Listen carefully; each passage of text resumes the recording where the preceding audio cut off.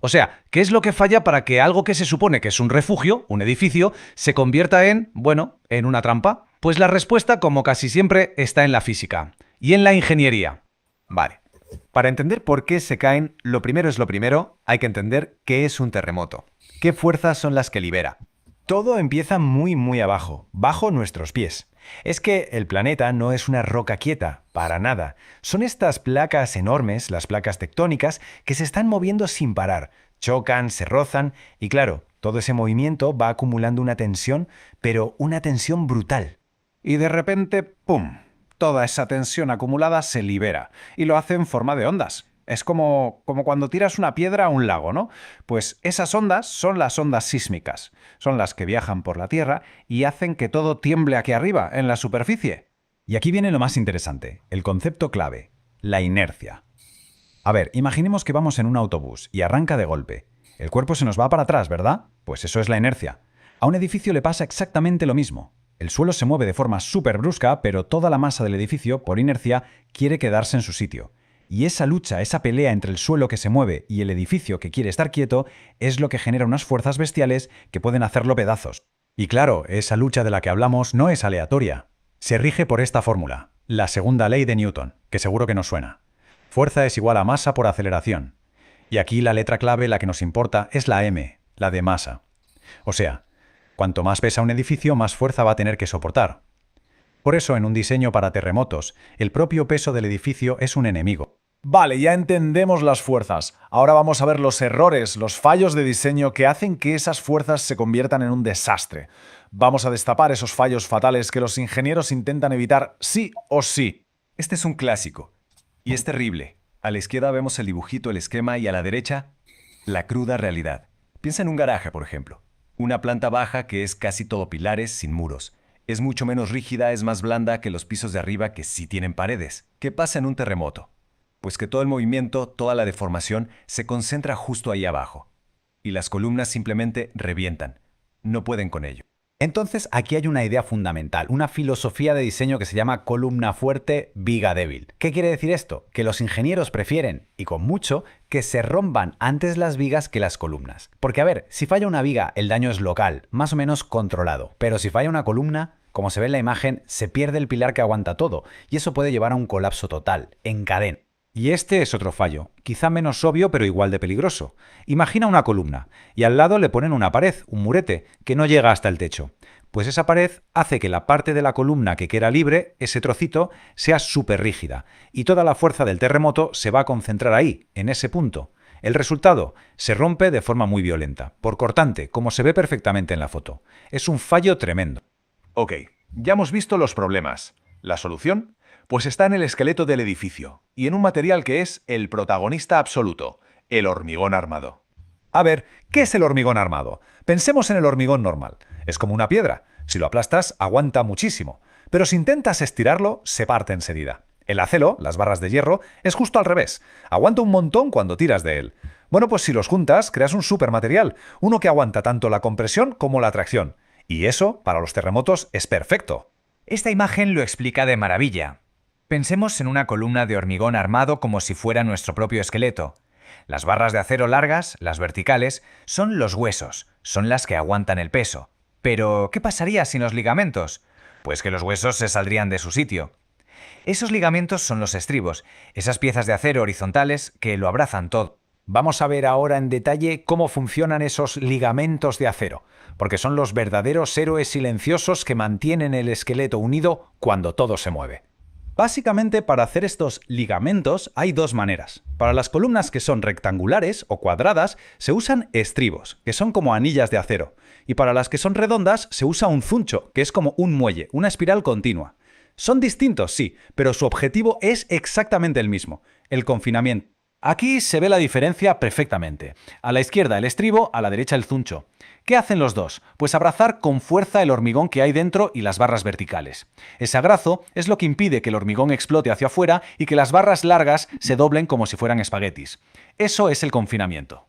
Y para construir este esqueleto hay una regla de oro. Un número mágico, 4. Una columna rectangular tiene que tener como mínimo de los mínimos 4 barras largas, una en cada esquina. Es el punto de partida para que sea resistente. Pero ojo, no vale solo con tener 4 huesos. Los ligamentos, los estribos, tienen que estar bien colocados. La separación entre ellos es crítica. Si los pones muy lejos uno de otro, dejas espacio para que las barras largas se doblen hacia afuera y ¡paf!, la columna revienta de forma súbita. La separación correcta es lo que garantiza que ese abrazo, ese confinamiento, funcione de verdad. Y este punto es como la rodilla o el codo del esqueleto. Es la unión entre la viga y la columna. Durante un terremoto, aquí las tensiones son brutales. Por eso es súper importante que el refuerzo, los estribos no se interrumpan, que continúen a través de la unión y que estén muy juntitos. Así te aseguras de que la articulación no se rompa. Vale. Hemos visto la ciencia, los fallos y las soluciones a nivel del material, del esqueleto. Ahora vamos a dar un paso atrás y a ver cómo todo esto se aplica al diseño general del edificio, a su forma. Aquí tenemos un buen resumen de los grandes noes del diseño. Básicamente, lo que hay que evitar. Irregularidad en la planta y en la altura. O sea, que no tenga formas raras, cambios bruscos de rigidez, como la planta blanda que vimos, elementos que no continúan de arriba a abajo, y concentraciones de masa, como una piscina en la azotea, por ejemplo. En resumen, se busca que sea simple, regular y continuo. Y esto lo ilustra a la perfección. Un edificio sencillito, cuadrado o rectangular, se mueve de forma más o menos predecible. Pero un edificio con forma de L o de T, como el de la foto, es un problema. Tiende a retorcerse, porque cada ala del edificio vibra a su ritmo, y eso genera una torsión que concentra todo el daño justo en la esquina interior, un punto débil clarísimo. Y al final, después de todo lo que hemos visto, la conclusión es esta. Un buen diseño no es un capricho estético, no es un lujo. Es literalmente la diferencia entre un edificio que aguanta en pie y uno que se viene abajo. Así que la próxima vez que entremos en un edificio, quizás merezca la pena fijarse un segundo en sus columnas, en su forma, y hacerse esta pregunta. Toda esa ciencia que lo mantiene en pie está ahí, aunque no la veamos, trabajando para protegernos. La gran pregunta es, ¿se ha aplicado como es debido? Muy bien. Al igual que las vigas, al igual que el sistema de piso, pues las columnas juegan un papel también importante y como tal, pues tenemos normativos, tenemos limitantes y tenemos situaciones que debemos de ir mejorando para que el elemento sea seguro y trabaje como deseamos. Y una de las situaciones importantes es considerar todos aquellos aspectos externos siempre. Aquí nosotros visualizamos y vamos a ir visualizando en la presentación que vamos a ver, que en la mayoría de nuestros ejemplos pues son en edificios o en proyectos grandes. El diseño de columna, el refuerzo que nosotros vamos a tener para columna, pues estamos hablando de proyectos como lo hablamos desde que empezamos el curso. Proyectos que usted puede dominar, que usted debe de dominar, que usted va a ser el encargado. Cuando estemos hablando de edificios, cuando estemos hablando con lo que indicaba el videito, si usted quiere poner una piscina hasta arriba, alguien me va a decir, mire, pero aquí hay muchos edificios que ya tienen piscina en la parte alta. Ese tipo de sistemas, pues se las dejamos a un profesional que tiene las competencias y que de una u otra manera se ha especializado en eso. Entonces, aquí no pretendo yo y tampoco mis compañeros venir y diseñar encima una piscina y en base al diseño de la piscina, pues condicionar todo el marco, todas las columnas, todos los entrepisos, sino básicamente entender de que usted al empezar necesita tener las herramientas prácticas para poder trabajar en su proyecto pequeño, ¿verdad? Eh, una casa pequeña, ¿cómo se llama? Que le diga, mire, hágame unos mis localitos, 4 localitos, ¿verdad? 5 localitos.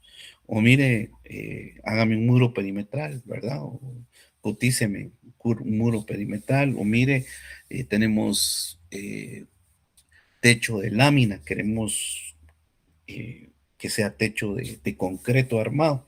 Entonces, básicamente a eso va a ir enfocado, porque de lo contrario, pues deberíamos de considerar más aspectos y no nos quedaríamos solamente en un sistema estructural, sino que deberíamos de analizar sistemas de estructuras, modelos de estructuras y otras situaciones ya para entender eso. Entonces, por favor, no se me vaya a, a estresar en el sentido de, si alguien me dice, mire, quiero hacer, me están ofreciendo un proyecto, o alguien me dice, mire, he visto yo algunos proyectos de casas de 3 niveles y ahora, pues hay personas que piensan que, pues, yo he visto que hay piscinas hasta arriba.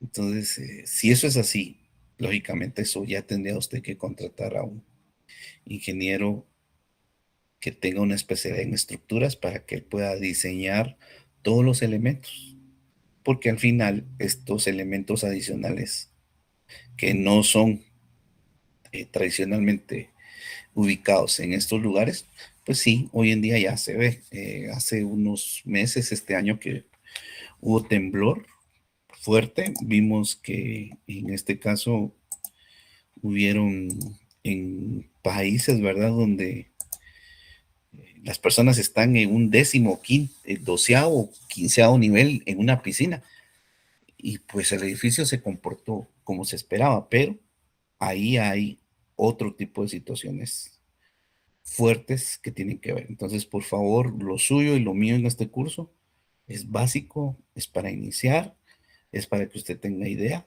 y pueda hacer sus primeros tiritos, pero de manera tranquila. Entonces, vamos a ir a nuestra presentación. Es una presentación un poco larga, como toda la teoría que siempre nos ha tocado ver. Creo que de los 3 elementos, este es el que menos teoría tenemos porque ya hemos visto mucho del ACI. Entonces acá ya se va reduciendo un poquito más. Y si en algún momento usted ya vio esta presentación, pues trate de recordar situaciones que son importantes y que nos van a ayudar a entender un poquito más el elemento columna. ¿Verdad? Aquí tenemos a su autor. Hablábamos un poquito acerca de los riesgos, las vulnerabilidades, la exposición, la ubicación. Recuérdense que usted y yo estamos y vivimos en un área vulnerable.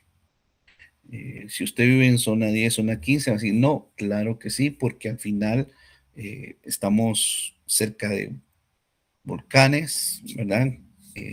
Vivimos dentro de fallas, entonces al final hay exposición, hay vulnerabilidad y como le decía al inicio, hay que entender y comprender las consecuencias de cómo lo vamos a manejar y qué debemos de hacer. En este caso, pues apegarnos a los normativos porque en caso haya una situación de la madre naturaleza como lo ha habido, lógicamente si los elementos fallan, porque al final las catástrofes, los temblores exceden en algún momento. Nosotros, gracias a Dios, yo no, bueno, aunque estaba vivo para el único terremoto que ha habido en nuestro país, que según me cuenta es una experiencia fea. Este año que pasó en la facultad vivimos una situación fea, o no sé si fue este año o el año pasado. Hubieron varios enjambres de temblores. Creo que fue a medio año, si no estoy mal, o antes de finalizar el medio año, pero si usted recordará, una cosa tan horrible, ¿va? Porque terminaba un movimiento fuerte, ingresábamos al T2 y a los minutos otra vez fuerte. Y como bien decía al final la presentación, cuando usted entra a un ambiente, usted cree que el lugar donde está es seguro, cumple con los requerimientos. Entonces, sí tiene que manejar y entender las consecuencias de lo que usted va a hacer si no se trabaja bien. Aquí hablábamos que tenemos, bueno, nuestro planeta está compuesto de placas que van unidas, ¿verdad? Pero a raíz del movimiento, porque bien decía la presentación, nuestro planeta está en constante movimiento. Entonces, cuando las placas se van acomodando, es cuando todos nuestros proyectos se van poniendo a prueba, ya que estos movimientos generan ondas. Las ondas son energía, no es materia, es energía. Y estas se propagan a través de movimientos, a través de sonido o a través de la luz, y tienen diferentes parámetros que en algún momento eh, van a generar fuerzas, magnitudes que van a poner a prueba nuestros diseños. Entonces, viviendo en un área, o imagínense que a usted le digan, mire, Arqui, o mira, vos estás estudiando arquitectura. Pasa mucho en los últimos años. Están diciendo, mira, vos estás estudiando arquitectura, y a veces en la familia. Fíjate que acabo de comprar un terrenito ahí en Antigua, en San Juan el Obispo, o en Alotenango, o en Acatenango. Hacete una casa, pues, pon en práctica lo que estás estudiando. Esa es una área primero, es un área de sismo, de vulnerabilidad alta, no solo por los sismos, sino por el comportamiento del volcán. Aparte de eso, pues al ser un municipio con ciertas características de ordenación territorial, no puedo construir cualquier cosa. Entonces usted se va a encontrar con dos dilemas: la parte arquitectónica y la parte estructural. Entonces hay que ver esa situación para que usted lo tenga presente, ¿verdad? Y eso es lo que pasa cuando estamos nosotros. Entonces, ese efecto, ¿qué va a producir? Bueno, no solamente en nuestra losa, no solamente en nuestra viga, sino sobre todo en los elementos que soportan a la viga y la losa.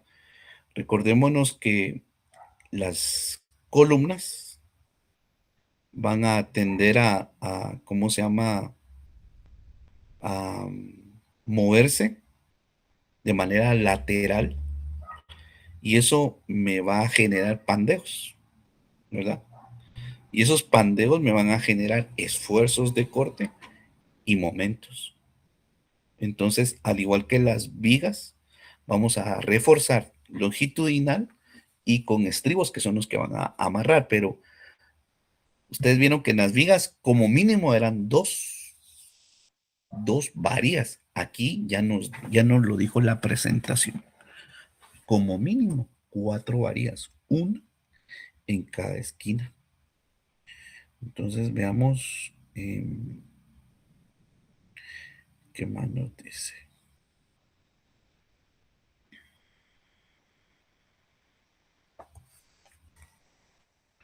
Aparte, recordar lo que decía acerca de la inercia.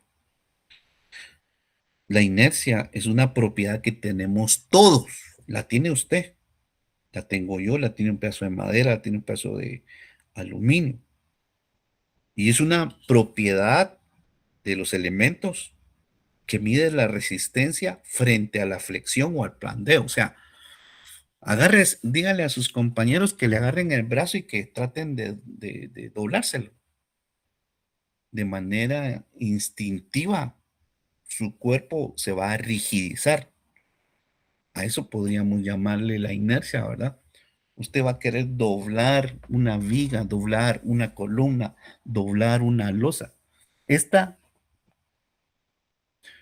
va a tratar de resistir ese doblez.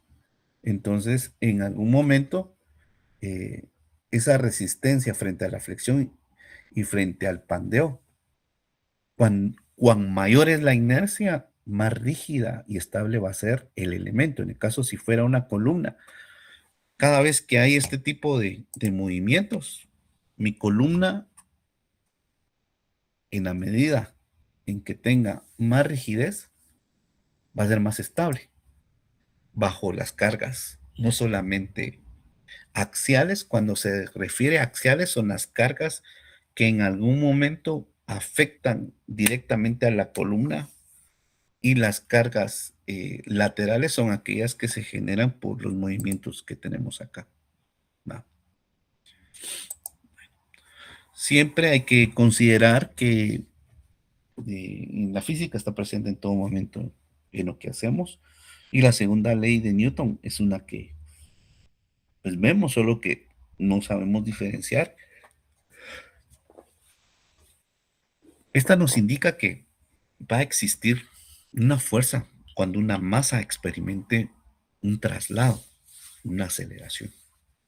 ¿Sí? Entonces, cada vez que nuestro proyecto se mueva, toda la masa se va a estar moviendo con, con una magnitud de aceleración. Eso nos va a dar la pauta de una fuerza. Es lógico, la masa no va a ir variando, ¿verdad? ¿Qué va a variar? La aceleración. ¿Y eso de qué va a depender? De la frecuencia de movimiento. ¿De qué movimiento? De la onda. Entonces, aquí vemos lo que indicaba. Muchos hemos encontrado, incluso donde vivimos, pues nosotros hemos visto esos elementos, un tanque elevado. Donde yo vivo hay uno. Paso por algunas colonias y veo que lo tienen. Pero ¿cuál es, en este caso, la razón por la que cayó? Bueno, no solamente tiene que ver con la altura, sino con el tipo de estructura, porque al final yo no puedo decir, bueno, entonces, para que no se caiga, hagámoslo más pequeñito. No, puede llegar a pasar lo mismo. Entonces, ¿qué tengo que hacer? Tengo que considerar los normativos para que mi columna no sea una columna demasiado grande, porque al final puede fallar por pandeo, como lo vimos acá. Pero tampoco puedo decir yo, entonces hagámoslo con columnas cortas. Las columnas cortas, como lo dijimos, tienden a pandear. Mire una persona alta. Si usted la empuja, en algún momento tiende a irse más a los lados que una persona de estatura pequeña. Pero si nuestras columnas son cortas, el tipo de inestabilidad básicamente se da por aplastamiento, ¿va? Como lo vemos a la derecha. O sea, aquí vemos los dos elementos. Cuando es muy alto, puede fallar por pandeo. Y cuando es muy pequeño o no tenemos soportes, el material fluye y se aplasta. O, en este caso, tiende ¿cómo se llama? A desprenderse los elementos, porque hay una alta tensión de compresión en la sección transversal de la columna. Entonces, es importante, en este caso, hacer un diseño adecuado. Por eso es que cuando ustedes se meten a un proyecto no es nada más, ¿va? A veces ha pasado. En su momento me decían, mire, Inge, queremos un proyecto. Fíjese que yo soy mecánico de trailers. Ok. Entonces voy a vivir en mi terreno, pero necesito instalar trailers. O sea, yo necesito columnas altas. Y esto y el otro. Entonces, uno tiene que estar analizando esa parte porque por pandeo puede fallar. Y eso le va a pasar a usted. O si le dicen una maquila, ¿va?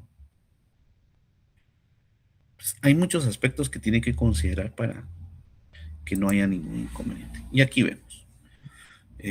Periodo de vibración. La altura de un edificio, del edificio es un factor importante en la determinación del periodo de vibración.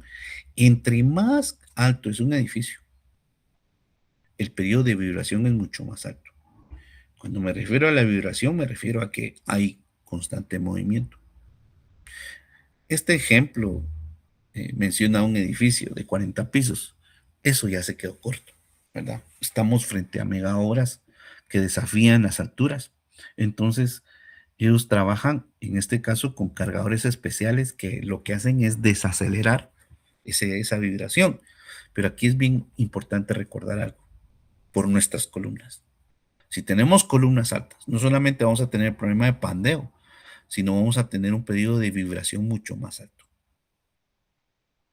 Entonces, en algún momento, si nuestro proyecto no está bien dimensionado, podemos colapsar. Y claro, en este sentido, una altura más pequeña, pues tiene un periodo de vibración menor, pero es otro tipo de situaciones a las que se enfrentan. Entonces, ¿qué hacer? Tenemos que encontrar un balance, ¿verdad?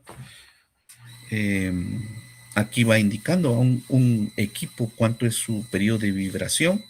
El periodo de vibración es el tiempo que tarda en cumplir un ciclo el movimiento, básicamente, ¿verdad? Y aquí nos muestran unos videos. Vamos a ir a ver ese video despuesito. Y es importante entender la trayectoria. Mire cómo va empezando el movimiento del suelo, ¿verdad? La onda se va a transmitir, se va transmitiendo. Y su amplitud, ¿cuál es su amplitud? Esta onda tiene un eje neutro y a partir de ese eje neutro, la onda tiene, no sé si, ¿dónde está? Aquí está. Una onda tiene un eje neutro, ¿verdad? Este es el nivel de nuestro piso. Entonces, cuando hay un movimiento de terremoto, un tsunami, el movimiento se va desplazando y va teniendo estas crestas, que son las amplitudes. Lógicamente, entre más grande sea la amplitud, la cantidad de energía que va a ir transmitiendo es muy alta. Entonces, si usted se da cuenta, el epicentro, que es donde se genera el movimiento, empieza a enviar las ondas. Las ondas se transmiten de manera circular. Normalmente usted tiene un movimiento telúrico acá y la onda va avanzando de esta manera. O sea, usted lo mira aquí en corte, ¿va? Pero la onda va avanzando de esta forma y cada vez va haciéndose más grande, ¿verdad? Esa es la única situación. La onda puede empezar con una amplitud pequeña e ir ampliándola, ¿verdad? Porque es parte de su movimiento. Y lógicamente los últimos son los que en algún momento, o los intermedios son los que en algún momento sufren un poquito más esta situación. Actualmente, pues nosotros tenemos con red, que son los que se encargan a través de aparatos, de calcular la distancia que hay desde donde se generó el terremoto hasta donde está haciendo efecto. Hay un concepto que se llama, ¿cómo se llama? Periodo, frecuencia, efecto Doppler y, ¿cuál es la otra? Se me olvida la otra, pero estos elementos sirven en teoría para poder ir analizando todo eso. Entonces es bien importante que usted vea cerca de dónde va a construir, ¿verdad? Si se va a construir a un área como el altiplano, pues es un área, sí, va a ir lo contratan para ir a San Marcos. Es un área donde, por la ubicación, hay bastantes movimientos. Entonces tiene usted que verlo. Esta es una figura. Entonces veamos el comportamiento de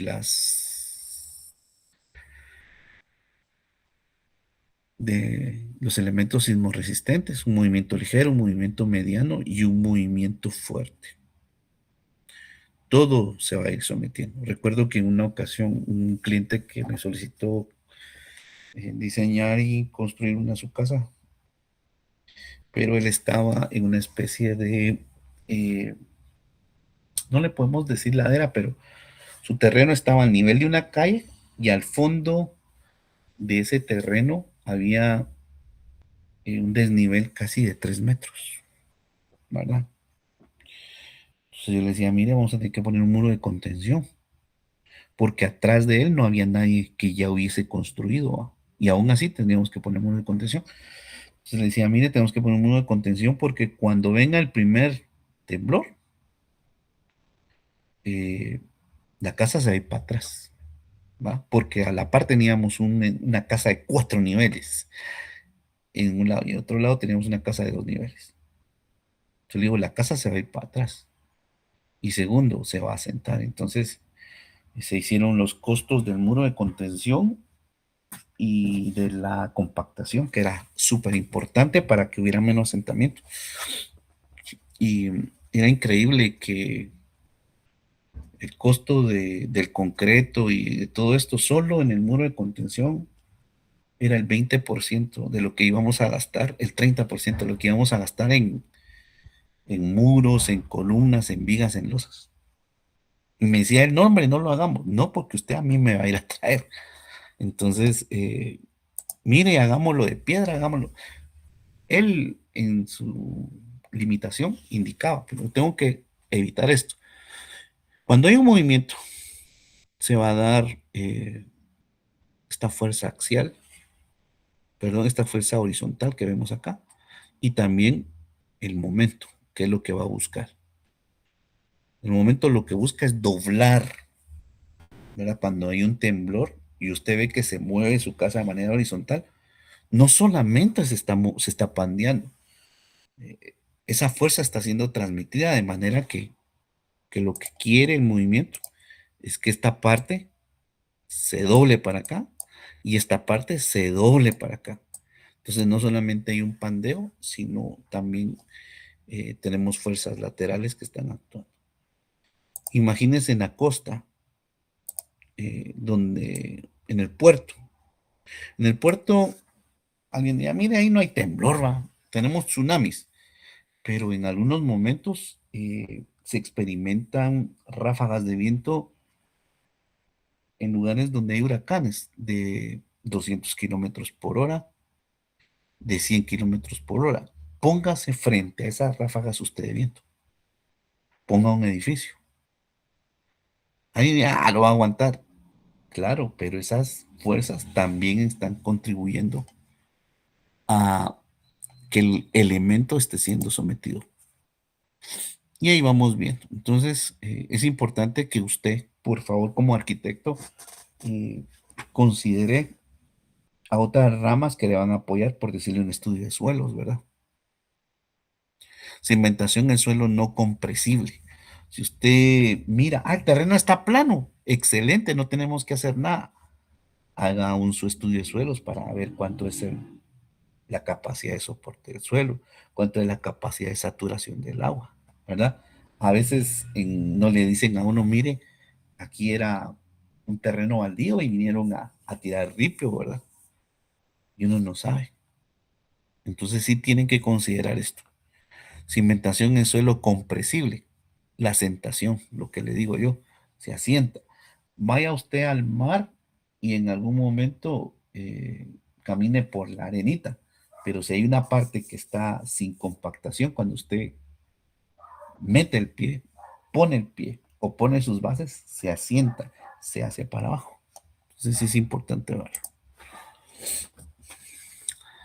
Aquí ya vamos a entrar un poquito más a lo que necesitamos revisar y me está indicando las fuerzas de tensión y las fuerzas de compresión. Al igual que en una viga, que en una losa, en una columna vamos a tener fuerza de tensión y compresión, ¿verdad? Esta sería la fuerza axial y también vamos a tener torsión por el movimiento, vamos a tener flexión, ¿verdad? Por el momento y una fuerza cortante también. Entonces, al igual que nuestra viga, nuestra columna va a estar condicionada por estas magnitudes que lo que quieren es que su elemento falle. Y ojo, eh, buscamos que tanto el concreto como el acero fluyan. O sea, yo no quiero que mi columna se mantenga rígida, no, que tienda a pandearse, pero dentro de parámetros donde el acero no pierda su propiedad de fluencia, porque cuando la pierde, es como aquel hule que usted estira y ya no regresa a su lugar. Bueno, ahí sí no, y tampoco queremos que nuestro concreto falle. Entonces es bien importante que lo tengamos presente. Permítame un momentito.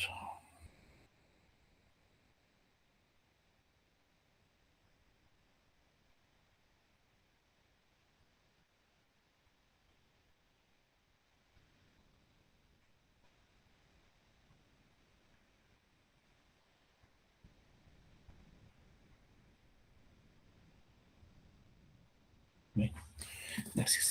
Entonces es bien importante esto. Una columna ahora ya sabe usted que no es cualquier elemento.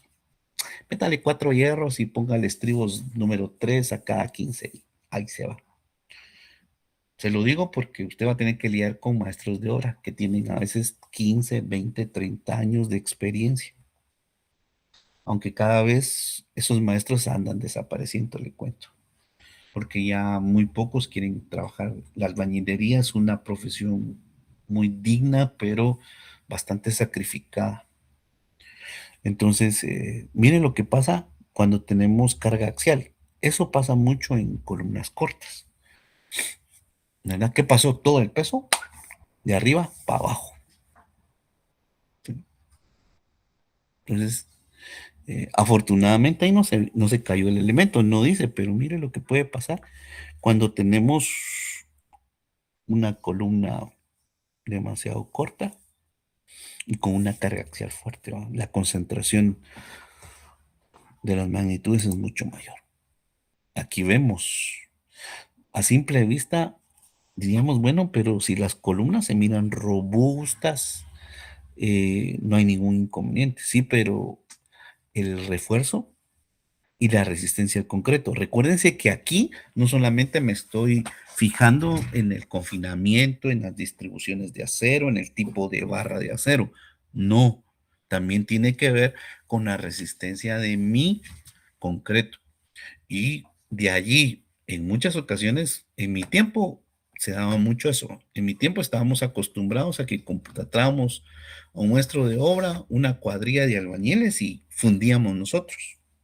Bueno, desde las 5 vamos a empezar, ¿verdad? Les dábamos desayuno, traían piedrín, arena, cemento, agua. Usted mira que ellos trabajan, mezclan, pero si no hay una buena proporción de los elementos, no vamos a llegar a la resistencia que nos requiere. Entonces, muchos empezamos para cuidarnos de eso, contratar a Mixtolixto. En mi caso, era la única empresa que estaba cuando yo recién me había graduado. Entonces a ellos les compramos, ¿verdad? Le conté mi historia, ¿va? Que a veces cuando eran solo 2 camiones no querían, ¿va? No, ingeniero, nosotros no abastecemos 12 metros cúbicos, decían así un poco sarcástico. No, nosotros eh,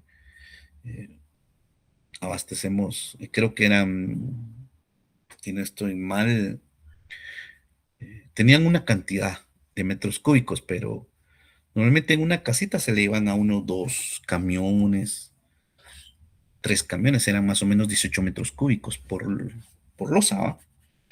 Y lo despreciaban aún.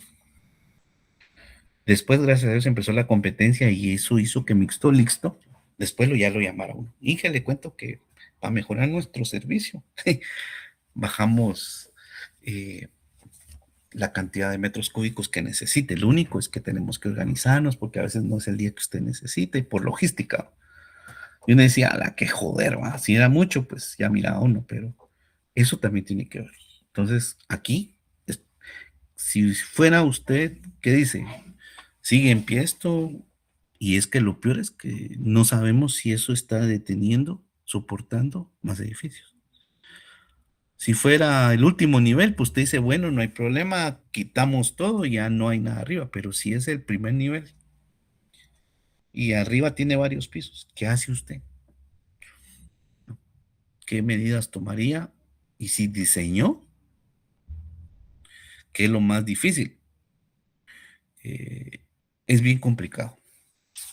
Es bien complicado. Recuerdo que en una ocasión construimos una casa y habíamos tenido algunos inconvenientes, entonces yo, algunas divisiones pequeñas, dije yo, metámosle bloque de 10, va. Y después le explico al cliente, pero no contaba yo con la parte estructural. Recuerdo que hubo un temblor fuerte. No fue aquí, fue en un departamento. Y me llamó el cliente, me dijo, mire, que le mando esta foto. Y afortunadamente fue solo una de esas paredes pequeñas.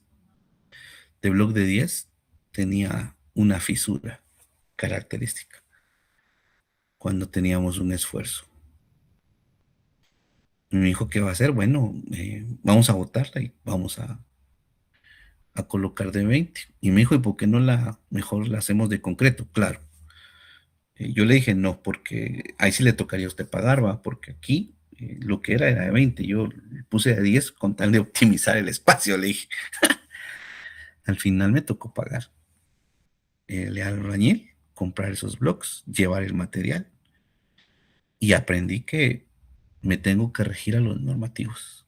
O sea, esa fue una experiencia fea, porque había pasado como unos 6 meses, más o menos, o 7 meses. Y me llaman, va, ingeniero, tenemos una situación urgente. Va. Yo dije, este cliente, ¿qué onda?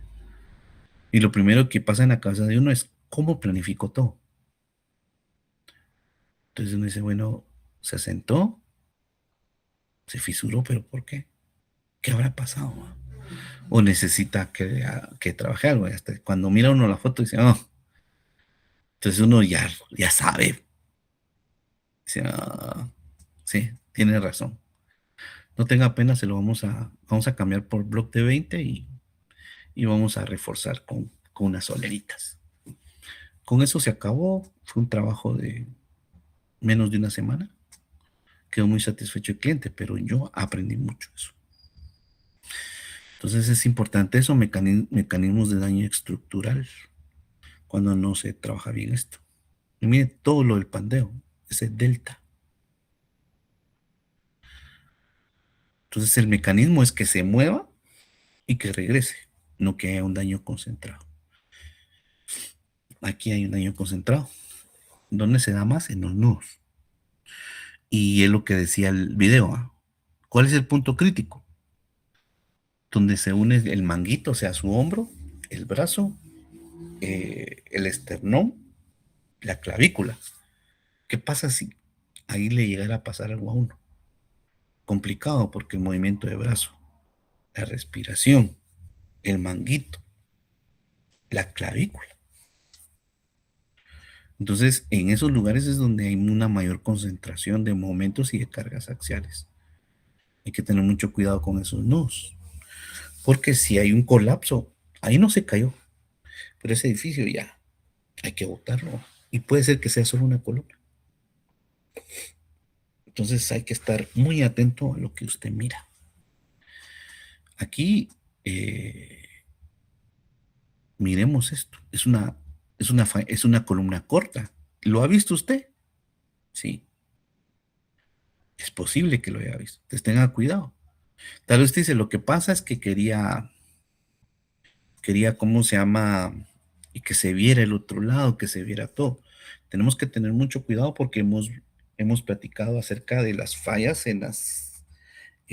¿cómo se llama? En las columnas cortas. Y le decía que uno de los problemas básicamente es el aplastamiento, ¿verdad?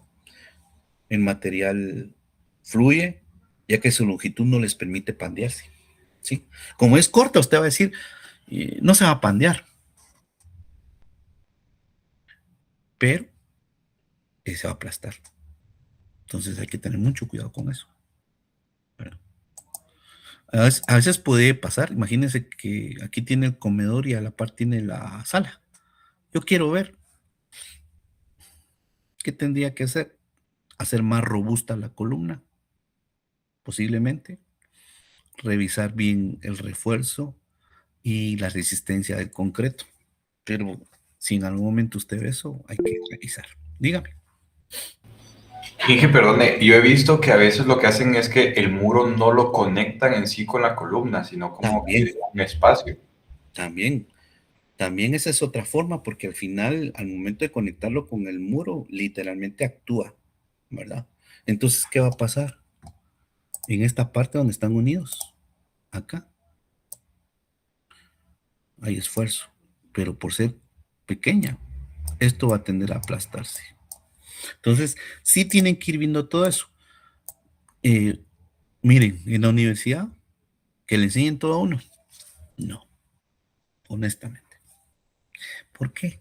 Porque cada proyecto tiene cosas muy particulares.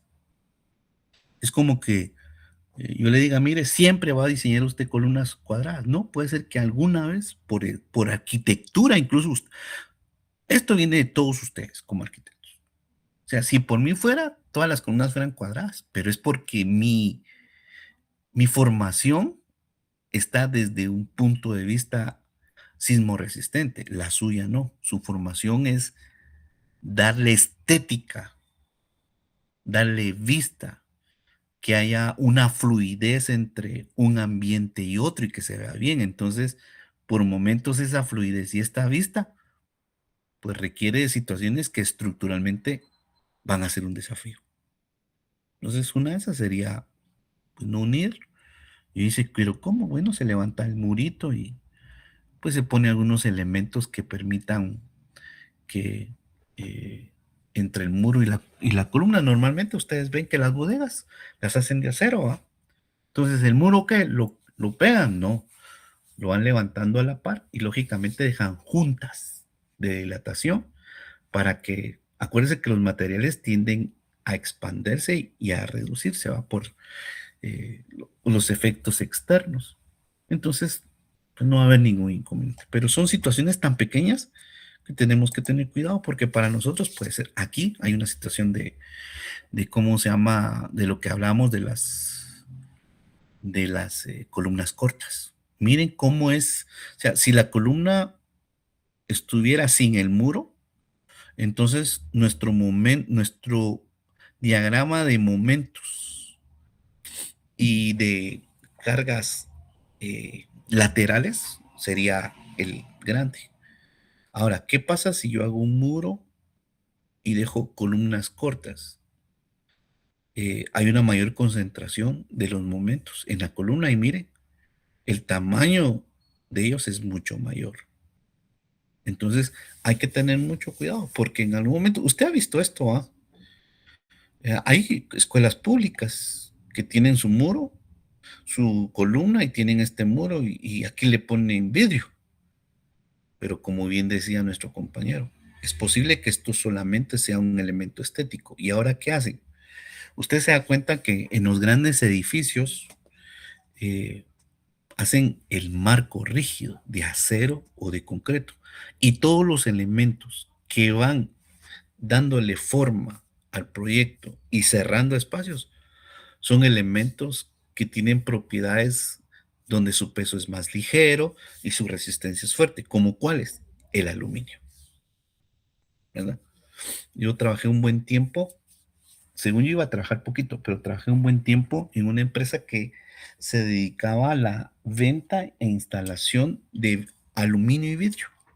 Y recuerdo que cuando me contrataron, yo decía, ¿pero qué voy a ir a hacer en una empresa de aluminio y vidrio? O sea, ya hay alumineros, pues.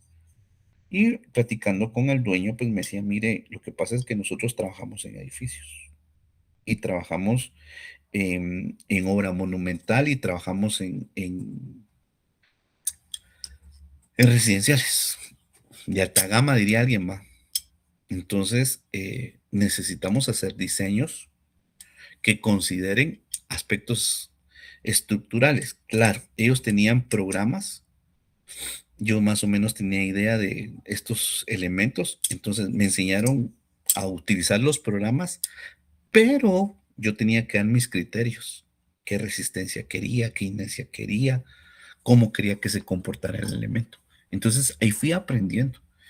Entonces hoy en día hay muchas situaciones que están empezando a sustituir elementos que en algún momento pueden tener una sobrecarga sobre columnas, sobre vigas o sobre losas. Entonces, evitemos esto. Mire, esto es típico, ¿verdad? Yo ahorita que miraba esto, es como que hubiera visto mi escuela primaria. Las aulas así son. Tienen estos elementos y el vidrio.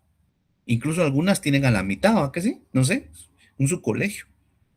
Usted mire los colegios. Ahora, ojo, cómo está el muro, cómo no está el muro, cómo lo trabajan. O a veces dicen, no, hagamos una columna corta. Entonces hay que revisarlo, ¿verdad? Hay que revisarlo. Hay parámetros para entender cuándo es corta, cuándo es larga. La vamos a ir más adelante. Y hay diferentes sistemas estructurales, marcos rígidos, marcos arriostrado. Hoy en día se ve mucho el marco arriostrado, ¿verdad? Usted mira grandes tensores. En comerciales lo hemos visto bastante. ¿Y qué buscan? Tal estabilidad, ¿verdad? Lógicamente en una casa no vamos a poner este tipo de situaciones, ¿verdad? Pero es importante que usted los conozca porque pues quizá le va a tocar, que sería bueno y que ojalá así sea, pues ya usted saliendo vaya a trabajar como un auxiliar, como un coordinador en estos proyectos tan grandes que hay. ¿Verdad? Entonces, esto hay que tenerlo bien en cuenta. Eh, Usted, yo no sé si ya está en esa etapa, pero no sé qué tipo de diseño arquitectónico lleven, pero yo he visto cuando llegan con los ingenieros y con los arquitectos, a mí no me ha tocado todavía esa parte, pero llegan y empiezan y les muestran el diseño, ¿va? Y veo que una de las situaciones que siempre miran es altura de columnas, ancho de columnas. Y claro, los ingenieros tienen cierta experiencia a los que les consultan y normalmente le dicen, mire, ¿cuánta carga viva y muerta más o menos usted calculó? Entonces, más o menos ellos dicen, eso es posible que no le aguante, ¿no? O hágala más pequeña o hágalo de otro material. Entonces, la configuración de la planta es importante. O sea, que no es nada más, Inge, hagamos una planta, hagamos una columna, diseñemos, reforcemos una columna, una viga. No, hay que ver la configuración, cómo está. Cuando hablamos de excentricidad, estamos hablando de la distancia que hay desde donde el elemento tiene su centroide hasta donde se está aplicando la fuerza, ¿sí? Recuérdese que si tenemos si esto fuera la planta de una columna, aquí tenemos, como dijo él, y un estribo amarrando, entendemos que en algunas ocasiones, por la naturaleza del diseño, aquí en este punto, pues va a estar una carga concentrada, pero esa carga puede ser por el tipo de diseño que no esté necesariamente ahí. Puede ser que esté concentrada acá. Entonces, este es el eje, el centro plástico de mi elemento. Cuando estamos hablando del centro plástico, estamos hablando como de el centro geométrico de la figura. Entonces vamos a tener una distancia desde donde se está aplicando la carga P, y a eso le vamos a llamar excentricidad en palabras muy sencillas. La configuración de la planta, de la altura, ¿verdad? Eso es bien importante, discontinuidad de elementos verticales. O sea, usted viene y construye bueno, traza su marco, pero dicen, aquí voy a poner una columna y aquí otra, pero no hay continuidad en la parte de abajo. Entonces, ¿afectará? Sí afecta. Entonces, ir viendo todos estos elementos, porque entiendo que, pues, con este curso usted cierra el área de estructura, si no estoy mal. Creo que tiene optativo dimensionamiento 2, pero no sé si a ustedes les llame la atención por el hecho de que en algún momento, pues, es un curso que también nos va a demandar tener ciertos criterios. Discontinuidad de elementos, concentraciones de masas en pisos, ¿verdad? Tiene que ver usted bien hoy en día, a veces hay talleres de tornos pequeños. Te dice, mira, arquitecto, fíjese que estoy construyendo mi proyecto y yo soy tornero. Oh, ¿dónde va a poner las máquinas? ¿Las quiere en el primer nivel? ¿Las quiere en el segundo nivel? Y aunque fuera en el primer nivel, siempre hay que revisar, ¿verdad? No, fíjese que la quiero en un segundo nivel. ¿Cómo las va a subir? ¿Dónde las va a colocar? Esas máquinas se mueven, generan vibración. Si generan vibración, generan frecuencia, generan ondas de movimiento. Entonces, todo esto lo tiene que considerar usted, ¿verdad? Y como decía, el hecho de que tengamos diferentes irregularidades en la planta puede ser en algún momento un desafío. Yo sé que estas irregularidades tienen que ver con cómo piensan ustedes. ¿Por qué? Ustedes tienen esas capacidades de hacer cosas tan increíbles de manera visual. pero tienen que analizar porque muchas veces esas cosas tan increíbles, esas formas, llevan un desafío estructural y no es tan sencillo, ¿verdad? Por mucho tiempo nos quejamos, nosotros ingenieros, porque decían, puches, el Arqui solo propuso esa gran hoja. Hoy en día ya hay modelos matemáticos que nos ayudan más, pero en nuestro tiempo, ustedes. Recuerdo que estando en esta empresa eh, del aluminio, vieron una fachada de un centro comercial. Pero imagínese que usted tiene la fachada normal de un centro comercial, o sea, usted le pone aluminio y vidrio, ¿va? Usted viene y esta es su fachada. Y todo esto es de vidrio, ¿verdad? Claro, con sus formas y toda la situación. Pero imagínese que usted viene y lo tuerce. Chum, y este lo tuerce para acá. Entonces se vuelve algo así, ¿va? Algo así, ¿va? ¿Que sí? Pues resulta que había que ponerle estructura y vidrio a esto. Pero en 3 dimensiones era como un hiperboloide. ¿Cómo lo hacíamos? ¿Cómo cortábamos el aluminio para que no salieran las puntas? Esa cosa estuvo bien elegante. Y se hizo. Sí, fue un dolor de cabeza. Y eso que es una fachada muy pequeña. Yo me puse a pensar ese día, y si esa onda hubiera sido toda la fachada de un gran edificio como los de Dubái, los de China. Ah, yo paso.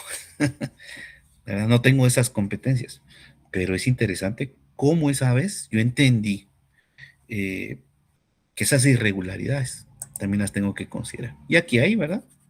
Entonces hay que ver cómo se va a comportar, porque al final, si mi edificio fuera como el T4, como el de ingeniería este, pues se va a balancear, pero al momento de tener esta parte unida, pues todo se va a ir moviendo y se va a querer torcer. Entonces hay que tener mucho cuidado con todas estas situaciones. Y aquí vemos, ¿verdad? Las juntas. Esto va a ser importante. Uso de juntas sísmicas para diseños estructurales con configuración de planta compleja. Normalmente en las uniones es donde hay una mayor concentración de esfuerzos y como ustedes lo hicieron en el módulo de columnas, de vigas, perdón, a los rostros. Ajá, ahí es donde los esfuerzos se van a concentrar de una vez más porque van a querer separar. Cuando alguien se cae y pone las manos, todo el peso se transmite a los brazos y ¿dónde pegan? El manguito, ¿verdad? Y cuando operan del manguito, me han dicho, tengo amigos a los que trato de animar, pero me han dicho que duele y que la recuperación es tardía. Entonces, se puede imaginar los esfuerzos que hay en esas juntas. Entonces, hay que tener mucho cuidado cuando nosotros hagamos ese tipo de juntas o esos tipos de elementos para que no haya ningún inconveniente. Vamos a ir viendo algunas situaciones. Claro, ya en un proyecto grande, pues esto, como les digo, se encargará un ingeniero o un profesional competente. Bueno, para no aburrirlos, porque ya me escucharon un buen rato, vamos a irnos a una pausa activa. Aquí tenemos diferentes situaciones que vamos a ir viendo y teniendo en cuenta para ya después. Ya algunas fotos, pues entiendo también yo que ¿cómo se llama? Están un poco desactualizadas. Entonces, cuando regresemos vamos a platicar un poquito acerca de la calificada que llevamos y de cómo vamos a trabajar el día de mañana, ¿sí? Y seguiremos viendo lo que nos haga falta. Eh, haremos algún cuestionario, o vamos a ver si tenemos alguna otra situación acá para trabajar y pues básicamente eso. Entonces vamos a tomarnos una pausa activa y regresamos en unos minutos.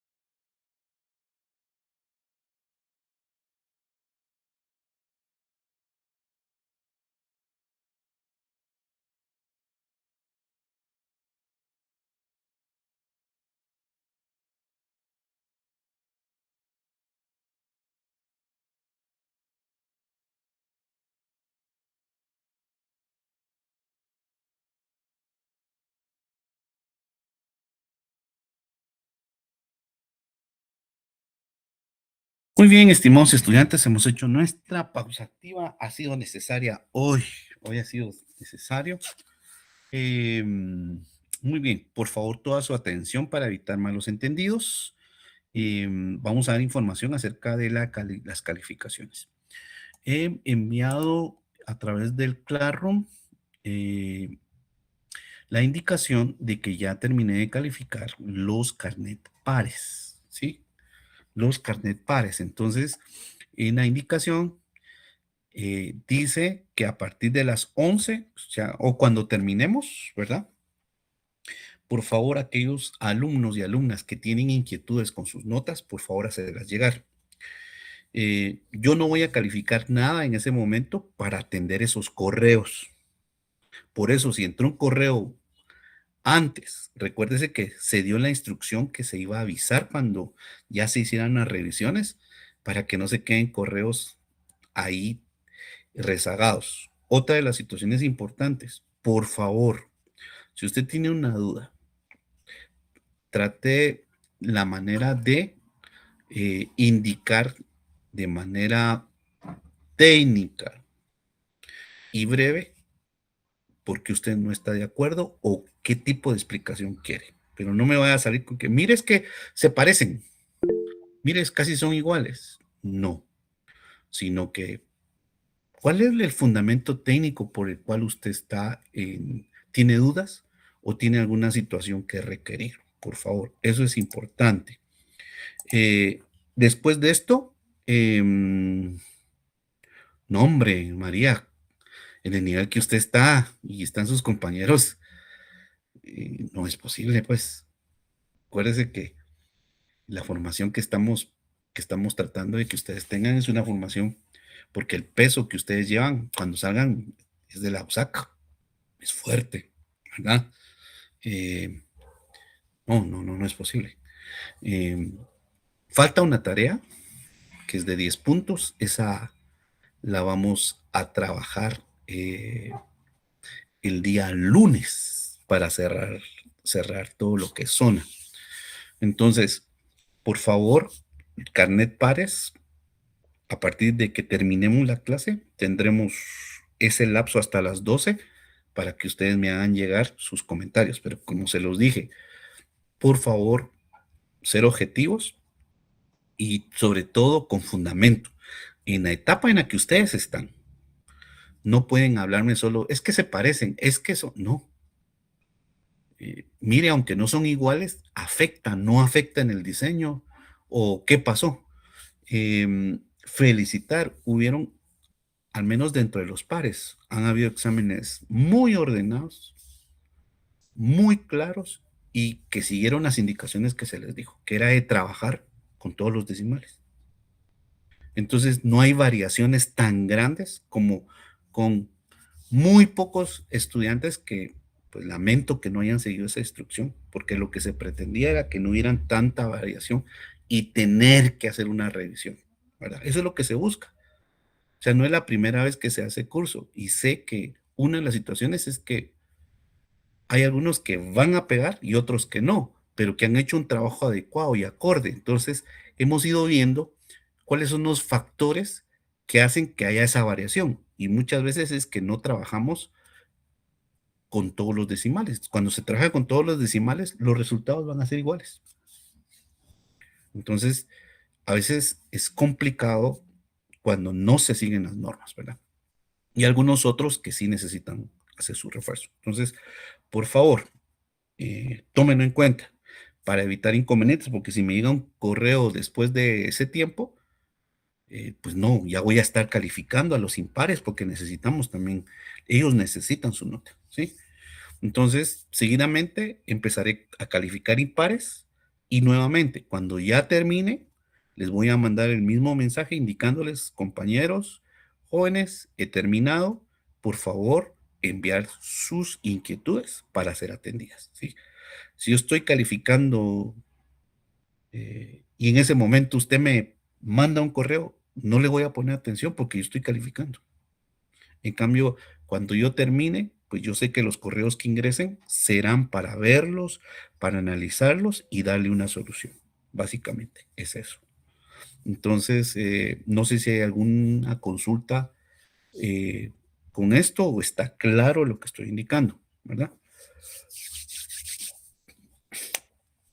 Otra de las situaciones, acabo de mandar la clave de los impares. Entonces, vaya usted revisando. Eh, He revisado solo antes de empezar la clase, bueno, antes de empezar las clases hoy tuve un tiempito para ir revisando de manera muy rápida algunos impares y pues hay muy buenos exámenes, o sea, así bien ordenaditos, muy claros en sus procedimientos, muy bien, ¿verdad? Entonces es bueno saber que en medio de todo, pues se está tratando de trabajar bien y los demás tratar la manera de ir haciendo las mejoras eh, en las situaciones donde ustedes de una u otra manera tienen que ir trabajando, ¿verdad? Entonces, eso sería respecto a la información. Después, mañana tenemos clase eh, y tenemos clase lunes, martes y después nos vemos viernes y finalizamos. Entonces, recordar, por favor, la parte teórica va a ser evaluada en el examen final. Entonces, por favor, no se les olvide. ¿Qué viene de la parte teórica?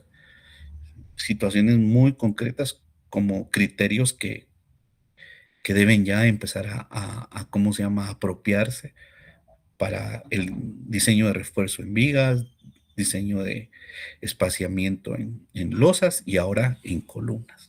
Eso es básicamente. Entonces, por favor, tómenlo en cuenta y pues ánimo, ánimo, ¿verdad? Ya hoy sí me levanté cansadito porque pues ya me dormí un poco tarde ayer y hoy tempranito yo le decía a los del otro curso, hoy sí, estoy viendo, estoy viendo luces. Y hubo un momento en el que por más que café había tomado, sí me sentía un poco abrumado, pero bueno, todos tenemos un momento así en la vida, ¿verdad? Y a ustedes como arquitectos les va a tocar, estas temporadas son temporadas muy altas de trabajo. Normalmente todos quieren estrenar casa en Navidad, todos quieren estrenar comercial en Navidad, todos quieren estrenar el negocio en Navidad, la remodelación en Navidad. Entonces, espera largas horas de trabajo en esta temporada y lo deseo de todo corazón. La verdad es que es importante que ustedes vayan posicionándose en el mercado y que lo hagan de manera pues sólida, ¿verdad? Para evitar todas estas situaciones que hemos estado viendo en las presentaciones. Eh, en alguna vez cuando vi las presentaciones decía, me hubiera gustado saber qué pasó con los que están a cargo de esto, ¿verdad? ¿Cómo lo resolvieron? ¿Qué litigios hubieron? ¿Qué consecuencias? Porque de eso a veces no se nos dice y nosotros salimos al mercado obviando este tipo de responsabilidades que vamos a tener.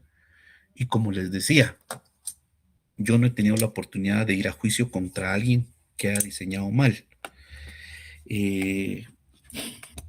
Pero sí, muchos de los compañeros que ustedes con los que han recibido clases sí, en la facultad, ellos sí han ido y la experiencia no es la mejor, ¿verdad? Primero porque cuando los miran, tal vez en ese momento no se acuerda uno que les dio clases. Hasta cuando se acercan, y ya le dicen, mire, usted fue mi maestro y pues la verdad es que ya me di cuenta que me equivoqué. Pero frente a situaciones legales es una situación muy complicada, ¿verdad? Entonces, deseamos de todo corazón que usted trate de hacer bien las cosas, siga las instrucciones y que se evite inconvenientes. Este curso, de una u otra manera, en algún momento usted le va a pasar la página y adiós, pero en situaciones de la vida real no se puede pasar tan fácil la página.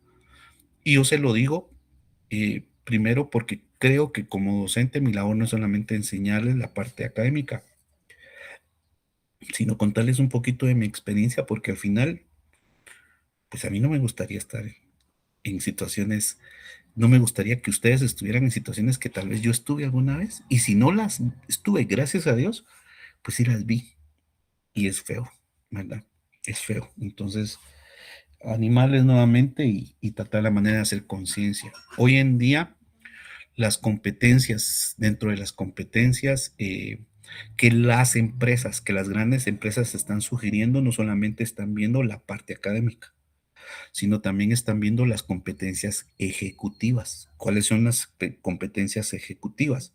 El carácter, el manejo de las emociones, el control de los temperamentos, el vocabulario, la puntualidad. Todo eso hoy en día está siendo relevante y se enseña en nuestros centros de estudio. No, aparentemente no, pero nosotros tratamos de hacerlo aquí y a veces hay molestia, pues. Pero ¿por qué lo hacemos? Porque al final deseamos que su incursión sea lo menos abrupta, se me viene la palabra, menos, ¿cómo se llama? Complicada, ¿verdad? Porque después uno dice, ¿para qué me gradué de arquitecto? Pues si es doctor, va a estar corriendo igual en emergencia. Si es abogado, va a estar litigando quizá contra mareros, contra extorsionistas, contra narcos. O sea, todas las profesiones tienen esa parte complicada. Entonces, si usted lo toma y considera que esto le puede ayudar, pues de mi parte está bien. Si usted dice ingeniero, está perdiendo su tiempo, mejor siga. Pues qué bueno por usted. Deseo que le vaya bien. Bueno, entonces cerremos esto y vayamos ya a lo último de nuestra presentación. No me voy a detener en aspectos que nos quiten mucho, ¿verdad? Sino ya ir cerrando. Entonces, toda esta parte sí es importante para que no tengamos inconvenientes. Solo quiero ver si tenemos suficientes screenshots de...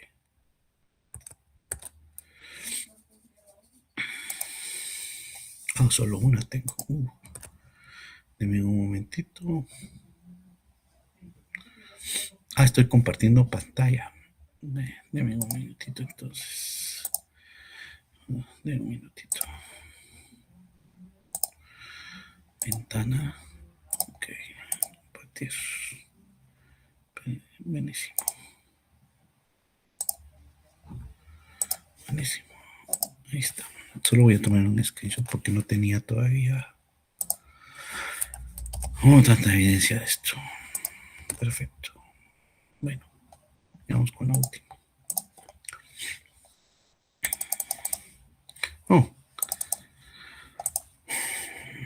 Veamos esto en edificios. Esto también. Primer piso, lo que nos mencionaba, ¿verdad? La parte baja no tenemos nada. Entonces, ¿qué hacen muchos? Los muros, ¿verdad? Recuerdo que en zona 1 se hizo una remodelación cerca del Congreso, a una cuadra del Congreso, y es un edificio antiguo.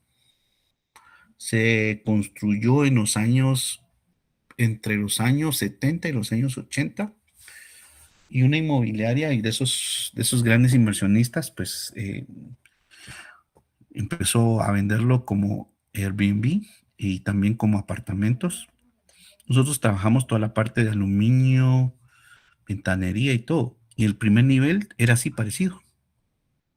O sea, son comerciales, ¿verdad? Hay librerías, hay restaurantes, hay ventas de accesorios, hay un montón. Pero, ¿cómo se llama? La distribución de las columnas y el tamaño de las columnas comparadas con las partes superiores es mucho mayor.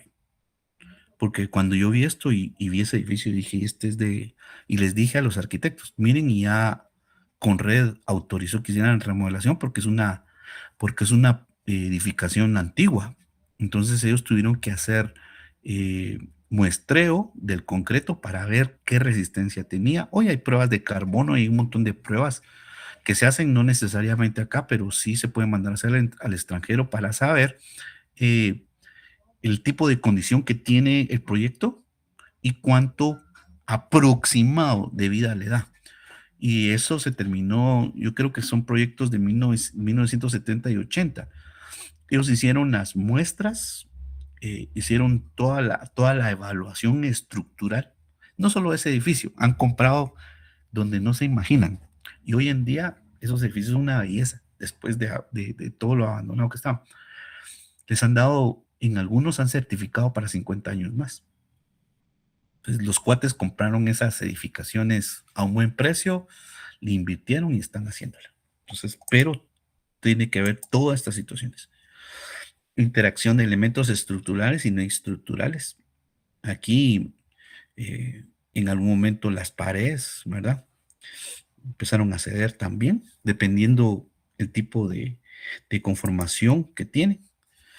Esto es importante. Dice, la interacción entre elementos estructurales y no estructurales, dice. Piso donde las paredes divisorias no interactúan con la estructura. Miren, aquí tenemos un espacio. Piso con interacciones de elementos estructurales que modifican el comportamiento de la estructura, lo que decía el compañero. Normalmente las bodegas muchas veces se trabajan de esta manera, pero solamente se hace un cerramiento, por decirlo así, ¿verdad? Y entonces se dejan esos espacios. Claro, no estamos hablando, aquí alguien diría, la dejó 30 centímetros o 20 centímetros. No, las juntas de dilatación tienen que ver cómo se comporta el material. Eso, ustedes llevan un curso de resistencia a materiales para saber cuánto se puede dilatar el acero, cuánto se puede dilatar la conformación de un bloque, de un ladrillo, del aluminio, del concreto. Y normalmente hay juntas de 1 centímetro, hay juntas de medio centímetro. Entonces, estas permiten una interacción adecuada entre los elementos estructurales y no estructurales. Eso también lo tiene que ver usted, porque aunque en algún momento usted no vaya a trabajar esos proyectos por ser grandes, yo he visto que la mayoría de veces hay arquitectos supervisando obra y sobre todo acabados. Y esto es importante, ¿verdad? Esto está cerca de la universidad. Hoy en día ya es un edificio. Creo que es paralelo a la calzada Petapa, a la avenida Petapa, si no estoy mal. Sí. Y ahí va viendo usted cómo está la configuración. Aquí ya no sigue, pero miren las distancias que hay. Yo creo que ustedes han tenido la oportunidad a través de la facultad de ir a proyectos como estos. Yo no. Miren cómo es la configuración de las columnas. Tienen la misma configuración. Y lógicamente están todas alineadas a ejes, ¿verdad? Esta que miramos acá, pues no está a ejes, pero está en la parte baja y está sosteniendo, ya sea por alguna adición. Dígame. Y qué buen día. Creo que no está presentando la... No. No sé si lo tiene ampliado, pero nosotros miramos solo el PowerPoint. ¿Así? Bueno, déjeme. Yo ya estaba va a mover las presentaciones. Déjeme ver aquí. Quiero ver. Le voy a dar acá. Ok. ¿Me dicen si se mueve, por favor? ¿Aquí? Sí, ahora sí. Gracias. Gracias por avisar. Pues desde aquí habíamos empezado, ¿verdad? Y les platicaba acerca de estas juntas, ¿verdad? Estas no solamente la vamos a encontrar nosotros en los muros, columnas y vigas, la vamos a encontrar también en los pisos, ¿verdad? Normalmente usted ha visto, incluso a nivel de carreteras, no se funde toda una capa, sino se va fundiendo por tramos, ¿verdad? Porque es lógico que los momentos entre más grande es el tramo, pues se va a presentar de una manera muy distinta. Entonces, sí hay algunos normativos para entender estas dimensionales, pero entre cada elemento, pues hay juntas que permiten una mejor interacción, que en el caso de que tanto el piso como las columnas interactúen con los muros, ¿verdad? Esto compromete aún más la obra, entonces usted normalmente no va a encontrar estas situaciones. Aquí, este edificio, como les decía, creo que ahora ya no es un esqueleto, ya está conformado y está en la calle que está atrás del Pollo Campero de la avenida Petapa, que está frente a la Osaka, la calle que está detrás. Ahí hay un par de edificios y ese es uno de ellos. Y pues la verdad es que usted mira cómo está la configuración de los elementos, tienen un mismo eje. Sí no recuerdo de dónde sea, pero ya debe estar, porque estas pues, imágenes son un poco antiguas. Vamos a ver si las actualizamos, ¿verdad? Y aquí también se mira la conformación. Mire la conformación, visualmente pareciera que las columnas van disminuyendo de dimensión, no debería de ser así, a menos de que haya un análisis estructural que lo valide, pero todas van en un mismo sentido, en un mismo eje. Algo que tal vez a usted le tocara, sería bueno, es a veces proyectos de 3 niveles, ¿va?